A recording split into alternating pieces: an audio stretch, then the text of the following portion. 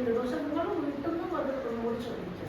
നിങ്ങൾ ഇതേപോലെ പോട്ടി ട്രെയിൻ നോക്കുക. സ്കൂളിൽ പോട്ടി ട്രെയിൻ ചെയ്യാന്ന് വെച്ചാൽ ശരിയാവില്ല. നിങ്ങൾ എന്ത് കാര്യം സ്റ്റാർട്ട് ചെയ്യണം, പുതിയ ഭക്ഷണം ഇൻട്രൊഡ്യൂസ് ചെയ്യുകയാണെങ്കിൽ നിങ്ങൾ വീട്ടിൽ നിന്ന് സ്റ്റാർട്ട് ചെയ്യണം. അത് നമുക്ക് സപ്പോർട്ട് ചെയ്യാൻ പറ്റും.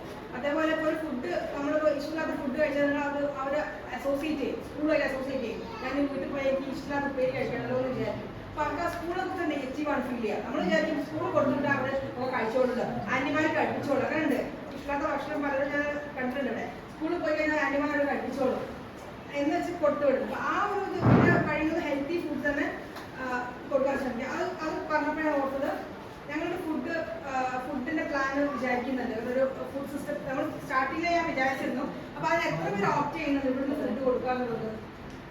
കാരണം നമുക്കൊരു ഒന്നെങ്കിൽ എല്ലാവരും കമ്പൽസറി ആയിട്ട് വരുന്നത് അതിനൊരു എക്സ്ട്രാ ഒരു എമൗണ്ട് വരും.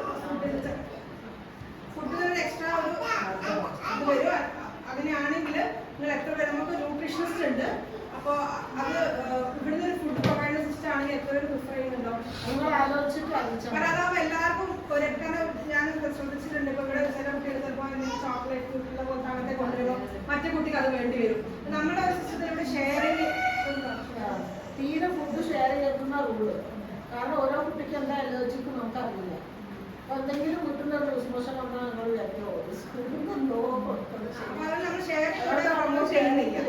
ഒരേ ഫുഡ് ആവാനും അങ്ങനെ ഒരു ആക്കാനാണെന്നുള്ളതിന് ന്യൂട്രീഷൻസ് ഫുഡ് പ്ലാൻ ഉണ്ടാവും ഓരോ ദിവസം ഉണ്ടെന്നുള്ളത് സമ്മർ ക്യാമ്പിലൊക്കെ ചെയ്തിരുന്നു. അങ്ങനെ എത്ര പേര് പ്രിഫർ ചെയ്യുന്നുണ്ട്. ഇനിയിപ്പോൾ കുറച്ച് പേരുണ്ടെങ്കിൽ ആവശ്യമുള്ളവർ ഫുഡ് കൊണ്ടുവരാം, ഇവിടെ പ്രൊവൈഡ് ചെയ്യുന്നവർക്ക് കൊടുക്കും. പക്ഷെ ഒരു നമ്പർ ഓഫ് ഇത് വേണം. ഇപ്പോൾ ഒന്നോ രണ്ടോ പേർക്ക് വേണ്ടി നമുക്ക് ചെയ്യാൻ പറ്റും. അപ്പോൾ എത്ര പേര് പ്രിഫർ ചെയ്യുന്നുണ്ടെങ്കിൽ കൈകൊടുക്കാൻ നല്ലതായിരിക്കും. നിങ്ങൾ ആലോചിച്ചിട്ട് അറിയിച്ചാൽ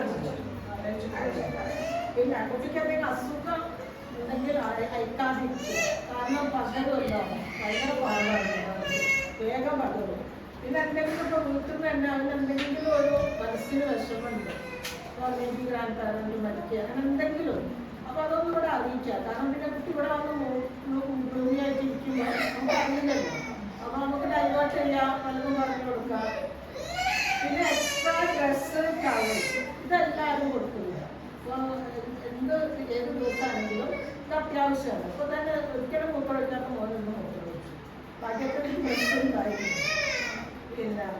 പിന്നെ കുട്ടികൾ അവരവരുടെ കാര്യങ്ങൾ ചെയ്യാൻ പഠിക്കും. ഞാൻ പ്രീ സ്കൂൾ പോളിസി ഡോക്യുമെന്റ് എല്ലാവർക്കും അയച്ചിട്ടുണ്ടായിരുന്നു. അത് എല്ലാവരും വായിച്ചണമെന്ന് അറിയില്ല, എനിക്കറിയില്ല എത്ര പാരന്റ്സ് അത് നോക്കുന്നുണ്ട്.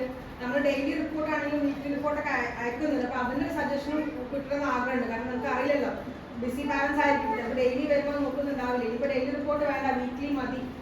നിങ്ങളുടെ പ്രിഫറൻസ് പറയട്ടെ, നിങ്ങളുടെ സജഷൻസ് ആണ് നമ്മൾ വാല്യൂബിൾ അല്ലേ?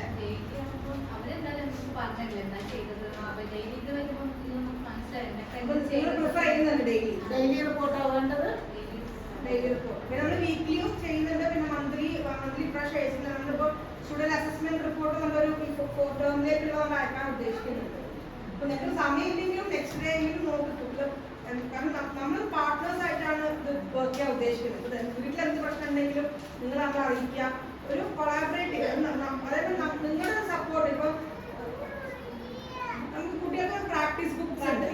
അപ്പോൾ യൂഷ്വലി അത് വീട്ടിൽ ചെയ്യേണ്ടതാണ്. നിങ്ങൾക്ക് ഒരു ഹോംവർക്ക് ഒരു ബേർഡൻ ആവണ്ടെന്ന് വിചാരിച്ചാൽ നമ്മൾ ഇതുവരെ സെൻഡ് ചെയ്യാറുള്ളത്.